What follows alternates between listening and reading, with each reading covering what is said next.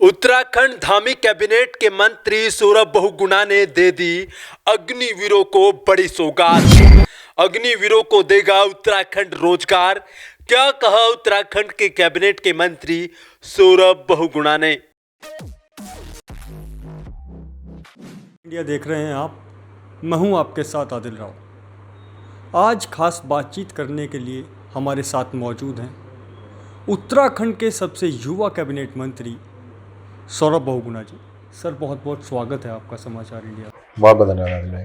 Sir, सबसे युवा मंत्री आप हैं कैबिनेट में उत्तराखंड के, और जो देखने में आ रहा है मौजूदा स्थिति में, तो जो युवा हैं, अग्निपथ स्कीम जब से लॉन्च हुई है वो लोग काफ़ी आक्रोश में नज़र आ रहे हैं। और ख़ासकर अगर उत्तराखंड में बात करें तो हल्द्वानी में तो लाठीचार्ज तक की नौबत आई, देहरादून में भी अनेकों बार प्रदर्शन हुए।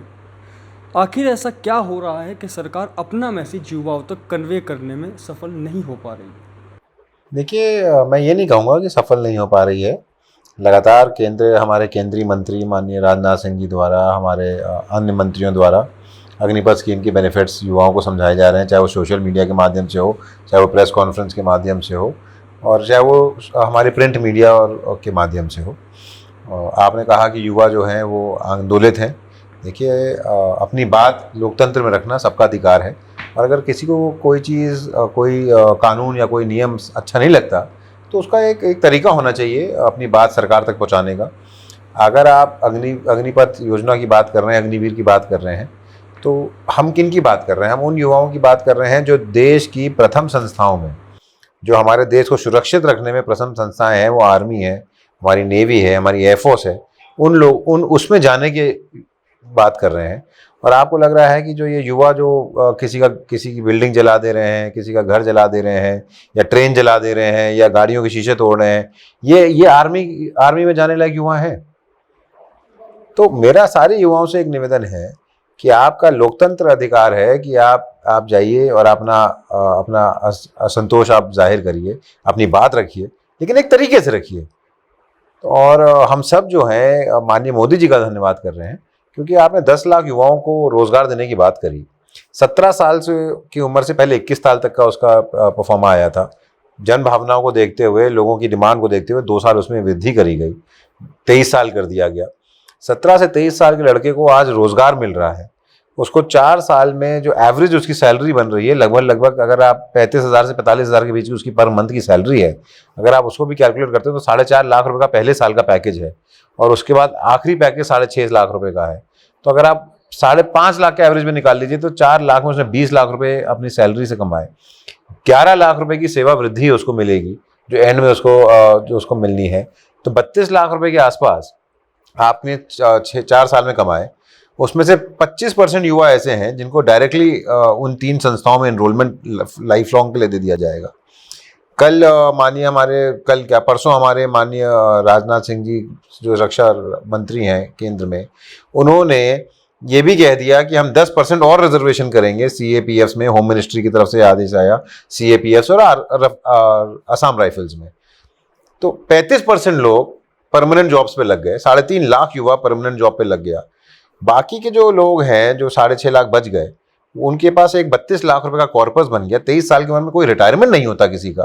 23 साल में तो आदमी जो है वो काम करना शुरू करता है। यहाँ पर आपके पास 32 लाख का एक कॉर्पस रेडी है 23 साल की उम्र में आगे अपने लिए काम करने के लिए। कोई आदमी सेल्फ एम्प्लॉयमेंट करना चाहे, कोई आदमी अपना खुद का बिजनेस शुरू करना चाहे, तो आप कल देखिए जो महिंद्रा के ओनर हैं आनंद महिंद्रा जी, उन्होंने अपना प्रेस रिलीज दी कि हम अग्निवीर को एम्प्लॉय करेंगे।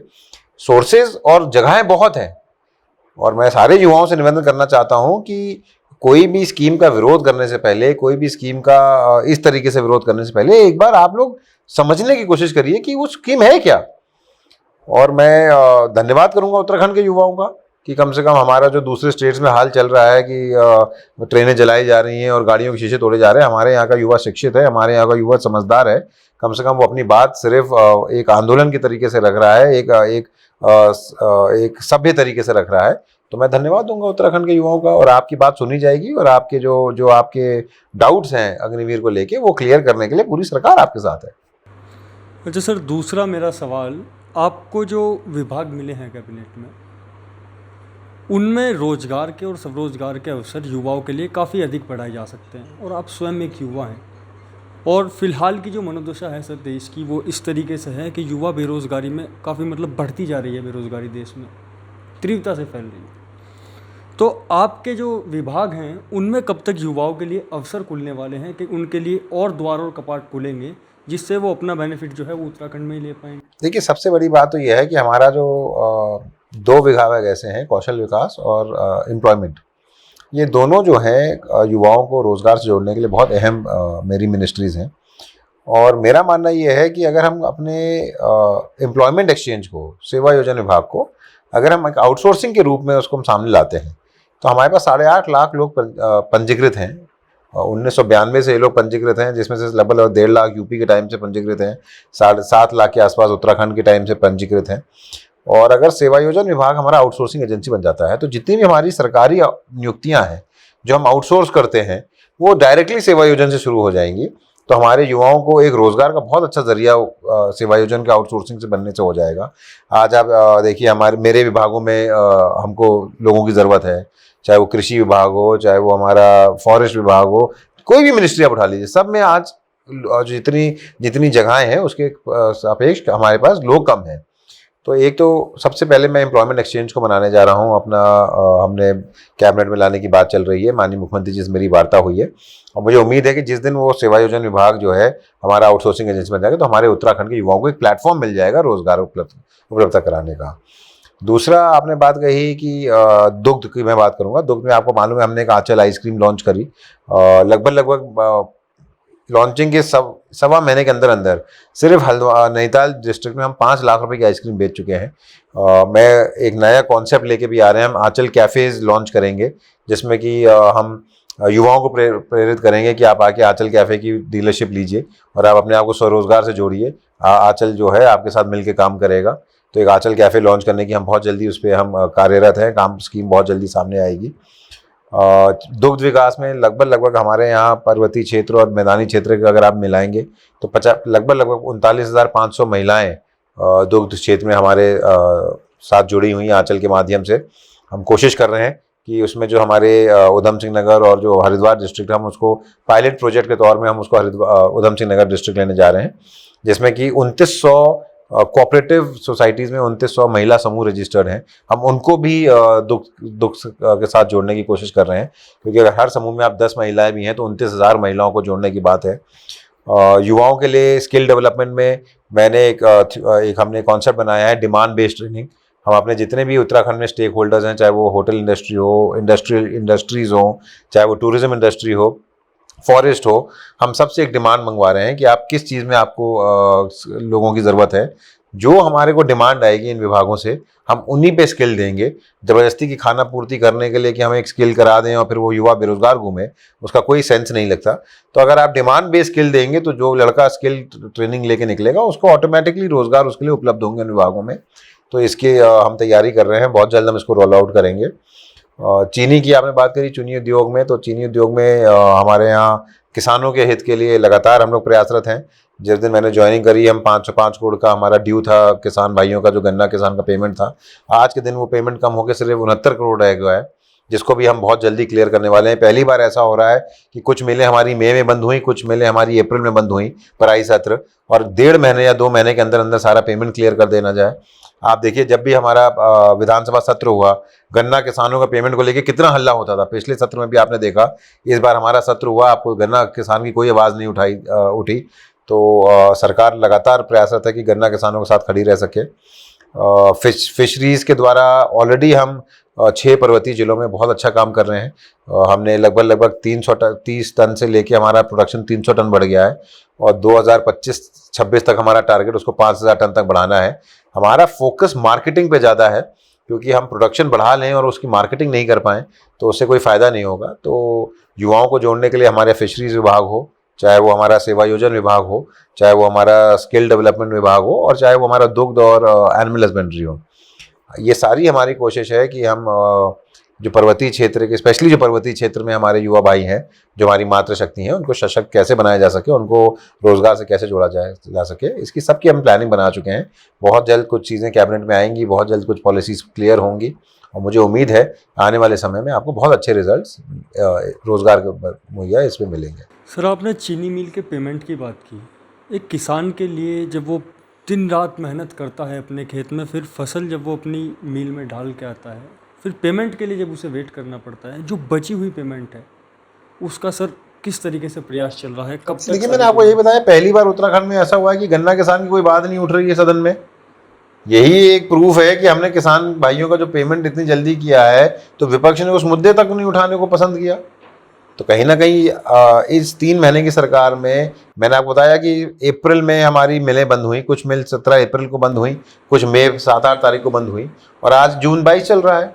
तो सवा महीने के अंदर अंदर हमने 420 करोड़ के पेमेंट्स कर दिए किसान भाइयों के।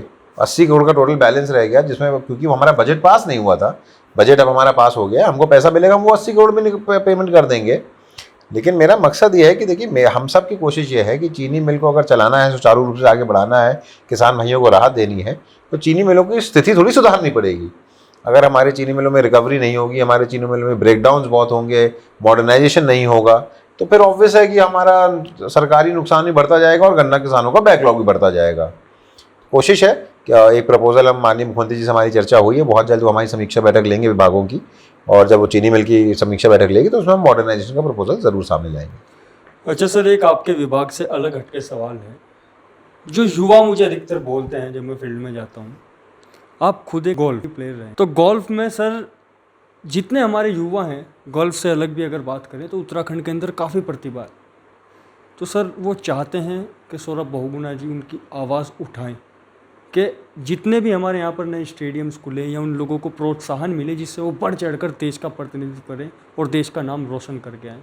उसके लिए सर कुछ कदम आपकी तरफ से? देखिए, आपने सही बोला, प्रतिभा बहुत है, टैलेंट बहुत ज़्यादा है, और दिख रहा है। ऋषभ पंत जी को देख लीजिए, मनोज सरकार जी को देख लीजिए, हमारे यहाँ जो हमारी बहन हॉकी, हरिद्वार से हमारी हॉकी प्लेयर जो हमारी बहन निकली, सारे लोगों ने अपने टैलेंट के हिसाब से, अपनी क्षमता के हिसाब से सिर्फ स्टेट लेवल नहीं, नेशनल लेवल नहीं, इंटरनेशनल लेवल पर परफॉर्म करके दिखाया है।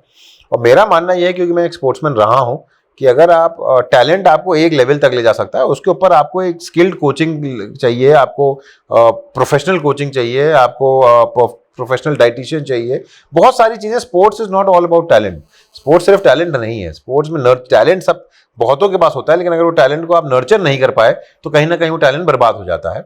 नर्चरिंग की ज़रूरत है, और कहीं पे भी अगर ऐसी ज़रूरत हो, क्योंकि मिनिस्ट्री, स्पोर्ट्स मिनिस्ट्री मैं नहीं हूँ, माननीय रेखा आर्या जी के पास वो मिनिस्ट्री है, तो कभी भी किसी युवा को कोई मेरी ज़रूरत है या आवाज़ उठाने की, जैसे आपने बात कही, मैं प्रयासरत भी रहूँगा। मैं चाहता हूँ एज ए स्पोर्ट्समैन भी, मैं चाहता हूँ कि उत्तराखंड का जो स्पोर्ट्स का जो लोग हैं, जो युवा हैं, जो टैलेंटेड युवा हैं, उनको एक प्लेटफॉर्म मिले, ताकि वो अपनी क्षमता सिर्फ स्टेट लेवल नहीं, हमारे इंटरनेशनल लेवल तक वो अपनी क्षमता दिखा सकें।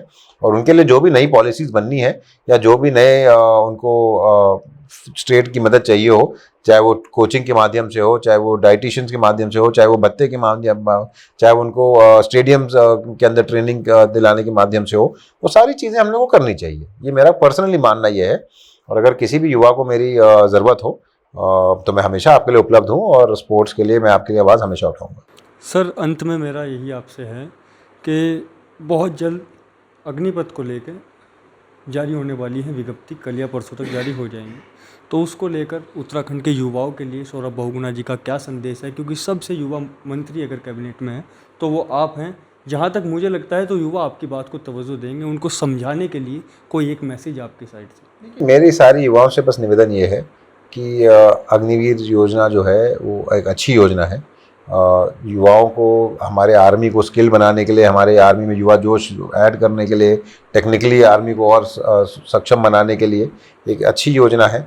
10 लाख, जैसे मैंने आपको बताया, युवाओं की भर्तियां निकलेंगी। 3.5 लाख लोग परमानेंट उसमें एम्प्लॉय बनेंगे। जो नहीं बन पाएंगे उनको लिए ऑब्वियसली ऑफर्स आना शुरू हो गए हैं, चाहे वो महिंद्रा के द्वारा आए हों, चाहे वो दूसरे विभागों के द्वारा आए हों। मेरा सारे युवाओं से एक निवेदन है कि सरकार, और स्टेट की सरकार और केंद्र की सरकार, दोनों आपके प्रति संवेदनशील है। हम चाहते हैं कि युवाओं को एक प्लेटफॉर्म मिले, एक रोज़गार मिले, और वो अपनी रोज़मर्रा की ज़िंदगी में उनकी जो मुश्किलें हैं उनसे वो दूर कर हो सकें। तो मेरा युवाओं से निवेदन है कि लोकतंत्र है, अपनी बात रखिए। कोई समस्या है तो सारे जनप्रतिनिधि आपके लिए अवेलेबल हैं, हम लोग आपकी बात सरकार तक पहुँचाएँगे। मैं धन्यवाद भी, जैसे मैंने पहले भी कहा, मैं उत्तराखंड के युवाओं का धन्यवाद कर रहा हूँ कि आपने एक शांतिपूर्वक अपना धरना प्रदर्शन किया है और दूसरी स्टेट्स में बहुत उग्र प्रदर्शन हुआ है। और मैं बधाई दूंगा उत्तराखंड के युवा को कि आप लोग ने कम से कम स्टेट की जो है जो प्रदर्शन था वो उसको उग्र नहीं होने दिया। और मैं विश्वास दिलाता हूँ आपको, एक युवा होने के नाते, एक मंत्री होने के नाते, उत्तराखंड सरकार के रिप्रेजेंटेटिव होने के नाते, कि ये स्कीम जो है वो आपके भले के लिए है। आप लोग विश्वास रखिए, केंद्र सरकार और स्टेट सरकार हर समय आपके साथ है और आपको रोज़गार दिलाने के लिए हम हर वो कोशिश करेंगे जो कि हम पॉसिबल हो सकती है। तो आप सभी ने देखा, हमारे साथ थे सौरभ बहुगुणा जी। फिलहाल के लिए इतना ही, मुझे दीजिए इजाज़त। देखते रहिए समाचार इंडिया, खबर से लेकर असर तक। धन्यवाद।